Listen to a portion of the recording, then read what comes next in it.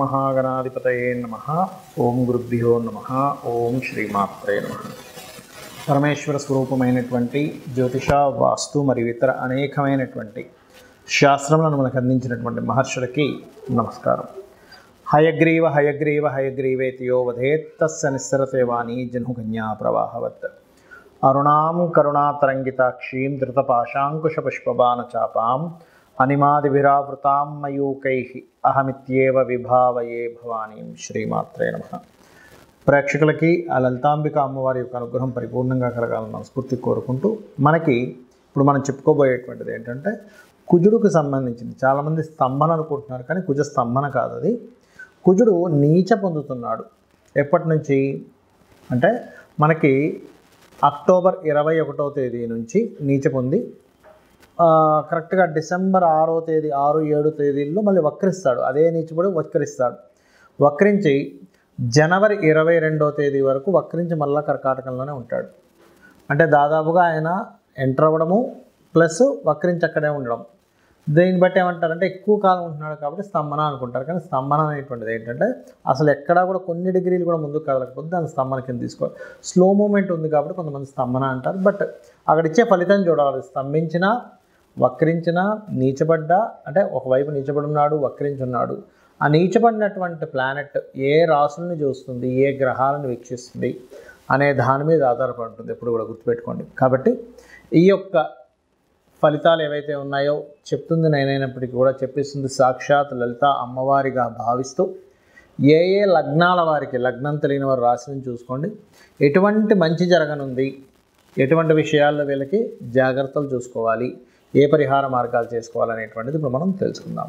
ఈ విషయాలు చెప్తుంది నేనైనప్పటికీ కూడా చెప్పిస్తుంది సాక్షాత్ లలిత అమ్మవారిగా భావిస్తూ, ఇక్కడ ముందుగా మేషలగ్నం వారికి కనుక చూసుకున్నట్లయితే మేషం వారికి లగ్నాధిపతి నీచ పొందుతున్నాడు. గుర్తుపెట్టుకోండి. అంటే లగ్నాధిపతి నీచంలోకి వెళ్తున్నాడు, అది మరలా అక్కడి నుంచి శనిని వీక్షిస్తున్నాడు అన్నప్పుడు పర్టికులర్గా వీళ్ళకి దీంట్లో రవి ఎప్పుడైతే మనకి తులారాశిలోకి ఎంటర్ అవుతాడో రవికున్న ఫలితం ఏమిటి అంటే ప్రపంచవ్యాప్తంగా కానీ దేశవ్యాప్తంగా కానీ ఉండేటువంటి ఫలితాలు ఏమిటి, మీ లగ్నరీత్యా వచ్చేటువంటి ఫలితాలు ఏమిటి అంటే, ఒకటి మీ లగ్నాధిపతి ఎప్పుడైతే నీచ పొందుతున్నాడో ఇక్కడ మీరు జాగ్రత్త పడవలసిన అంశము పర్టికులర్గా వాహనాల మీద వెళ్ళేటప్పుడు, ఏదైనా భూములు కొనుగోలు చేసేటప్పుడు ఈ పర్టికులర్ టైంలో, ఇందాక నేను మీకు చెప్పాను కదా అక్టోబర్ 21వ తేదీ నుంచి మనకి మధ్యలో మనకి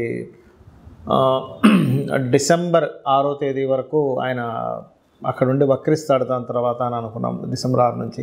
అండ్ జనవరి 22 వరకు అక్కడే ఉండి మళ్ళీ వెనక్కి వెళ్ళిపోతాడు, మిథునంలోకి వెళ్ళిపోతాడు. సో ఈ టైం అంతా కూడా, కాకపోతే ఏంటంటే ఈ యొక్క సంవత్సరం కుజుడి యొక్క సంవత్సరం, క్రోధినామ సంవత్సరం, మంగళుడితో స్టార్ట్ అయింది కాబట్టి ఆయన నీచ పొందినప్పుడు మరింత జాగ్రత్తగా ఉండాలి. అయితే ఇక్కడ భూములు, గృహ నిర్మాణ సంబంధించినటువంటిది, వాహనాల మీద వెళ్ళేటప్పుడు ఏదైనా సబ్జెక్ట్స్, కొత్త కొత్త సబ్జెక్ట్స్ అవి ట్యూషన్స్ కనో లేకపోతే ఆన్లైన్లో మనీ కట్టి ఆ సబ్జెక్ట్స్ తీసుకోవడమో కొన్ని చేస్తూ ఉంటారు డిఫరెంట్గా.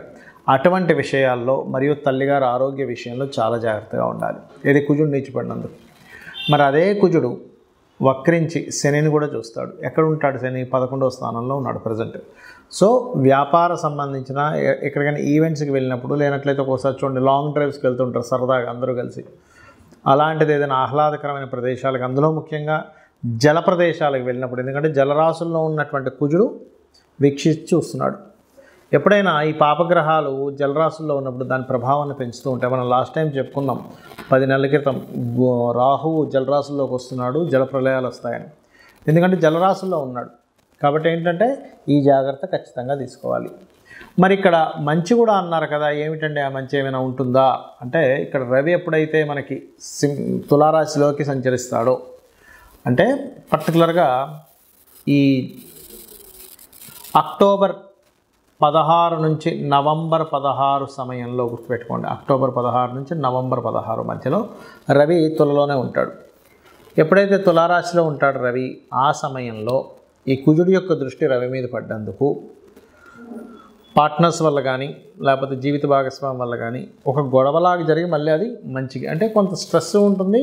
ఆ పార్ట్నర్స్ బిజినెస్లు అండ్ అలాగే సంతాన సంబంధించినటువంటి విషయాలు ఒక్కోసారి చూడండి, అమ్మో సంతానం ఇంకా కలగరన్నారండి కానీ ఏంటో లక్కీగా అయింది అంటూ ఉంటాం. లేదా రాజకీయ సంబంధించిన, ఎందుకంటే పంచమాధిపతి నీచభంగ రాజ్యంలోకి వెళ్ళాడు అక్కడ. కాబట్టి మేషం వారికి సడన్గా ఏదో ఒక, అంటే ప్రభుత్వం మీద ఏదో వ్యతిరేకత రావడం వల్ల మీరు దాని ద్వారా మీరు హైలైట్ అవ్వడము మేషం వారు పర్టికులర్గా ఇట్లాంటివి చూపిస్తున్నాయి.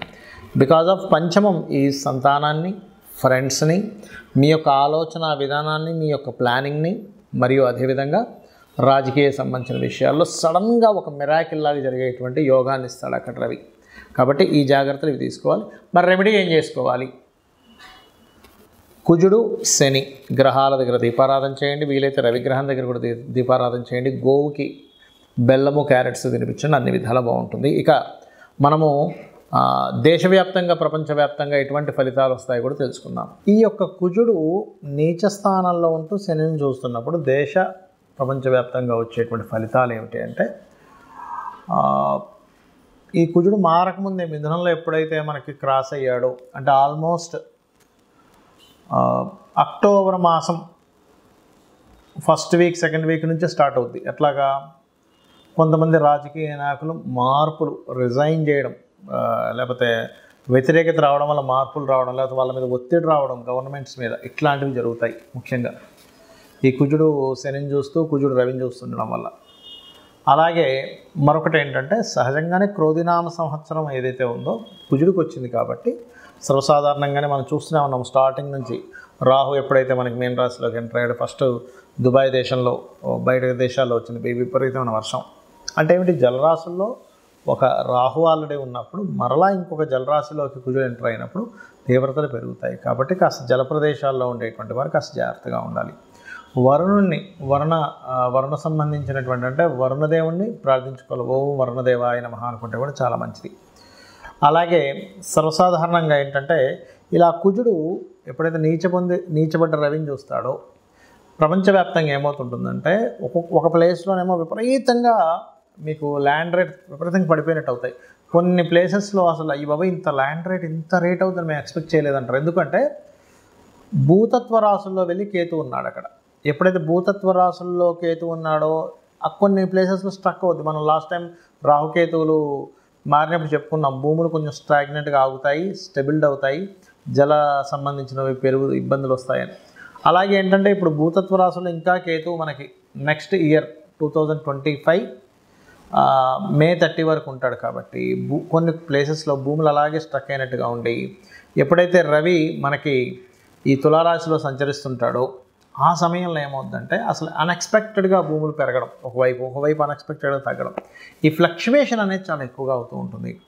ఒక దేశం మీద ఇంకో దేశం అనుకోకుండా మెరుపుదాడులు చేయడం, అది కొన్ని మనకు చూడండి, యుద్ధ సంబంధించినటువంటి కొన్ని బంకర్స్ అవి ఉంటాయి, వాటి మీద సడన్గా దాడి చేయడం కానీ, లేకపోతే సరిహద్దుల్లో కొన్ని వాళ్ళు మీరుతుంటారు. అంటే ఏవైతే కొన్ని సెట్ ఆఫ్ రూల్స్ పెట్టుకుంటారో ఆ రూల్స్ని మేరడం, ఇట్లాంటివన్నీ కూడా కుజుడు పోలీస్కి, మన డిఫెన్స్ డిపార్ట్మెంట్ వాళ్ళకి, వీళ్ళందరికీ కారకుడు అవుతాడు. కాబట్టి అట్లాంటి సంఘటనలు ఎక్కువగా జరిగేటువంటి ఛాన్సెస్ ఉంటాయి. మరియు దీంతో పాటు ఏంటంటే మెరుపులతో కూడినటువంటి, విపరీతమైన మెరుపులతో కూడిన వర్షాలు, ఎందుకంటే కుజుడు ఈ మెరుపులకు కారకుడు అవుతాడు. కాబట్టి అట్లాంటివి రావడము. అదేవిధంగా ఇంకొంతమంది అంటున్నారు, ఏదో ఉలక వస్తుందండి ఈ మధ్యకాలంలో. ఏ ఉలకలు రావు, దగ్గరకు వచ్చి దూరం వెళ్ళిపోతాయి. ఎందుకంటే అటువంటివి ఏవి కూడా వచ్చి భూమిని తాకేటువంటి సమయం జరగట్లేదు. ఎందుకంటే నన్ను చాలా రోజుల నుంచి అడుగుతున్నారు, ఏమంటే అక్టోబర్ మాసంలో ఏదో ఉలక ఉందంట కదా, కుజుడు 21వ తేదీ నుంచి నీచ పొందుతున్నాడంట కదా. అంటే అటువంటివి ఏమీ జరగవు అని చెప్పి నేను చెప్పడం జరిగింది. కాబట్టి అట్లాంటి ఉలకలు ఏమొచ్చి భూమి మీద తాకవు, దగ్గర దాకా వచ్చి తిరిగిపోవడం కూడా జరుగుతుంది చెప్పాలంటే. కాకపోతే ఏంటంటే ఈ కొంచెం ఈ ప్రకృతి వైపరీత్యాలు మాత్రం కొంచెం ఎక్కువగానే వచ్చేటువంటి ఛాన్సెస్ కనిపిస్తున్నాయి. సో మీ అందరూ కూడా ఇప్పుడు కొంతమందికి డేట్ ఆఫ్ బర్త్ ఉంటుంది, ఉండదు. అటువంటి వారు ఏం చేయాలంటే కుజ, శని, రాహు, కేతు, రవి ఈ 5 గ్రహాల దగ్గర దీపారాధన చేసి గోవులకి క్యారెట్స్, బెల్లము తినిపించండి. ఆంజనేయ స్వామి ఆలయాలు కానీ, సుబ్రహ్మణ్యేశ్వర స్వామి కానీ ఆలయాలకు కానీ వెళ్ళండి. అన్ని విధాలు బాగుంటుంది.